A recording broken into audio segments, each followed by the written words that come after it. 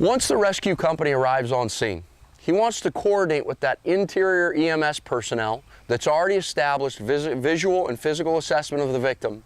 It's imperative that we remember that the victim drives the rescue. So that rescue officer, in doing his 360, collecting information from the crews that are already on scene, wants to coordinate with that EMS provider to find out exactly what the condition of the victim is, and try to put his rescue sequence into one of three categories: a rapid extrication, a non-C-spine extrication, or a C-spine extrication. If the patient presents with any possibility of cervical injury, either because of physical presentation or complaint, or because of mechanism of injury, it is a good practice to immediately go into a C-spine extrication-based action plan. If you're applying a C-spine extrication action plan, at a minimum, you should be intent on doing a side removal as well as a roof removal of the vehicle. Unless you're using a KED board with very well-versed practitioners, manipulation of a patient in any way that causes them to sit and spin or pivot at the hip joints is going to potentially compromise their cervical.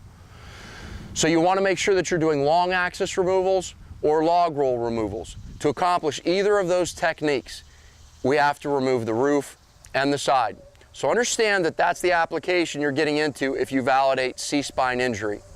If the patient is simply entrapped, but the mechanism of injury, the patient presentation, and the complaint indicates that there's no possibility of cervical injury, then you can simply do a non-cervical based extrication. In that application, you're going to utilize removal of vehicle parts from around the victim simply to gain access to them and get them out of the vehicle. You don't need as much space because you're not dealing with long axis type of removals or log roll removals. In a rapid extrication sequence, we've identified that the victim's presentation is perilous, that not removing them from the vehicle immediately is going to cause further harm or possible death to that patient. We've also identified that the vehicle itself or the environment may potentially present hazards such as flammability or combustion that we can't manage or control, or a presentation of the vehicle.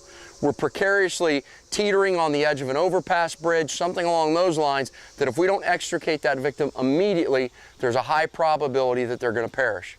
In those applications, we're simply going to gain access and we're going to remove the victim in the quickest possible fashion.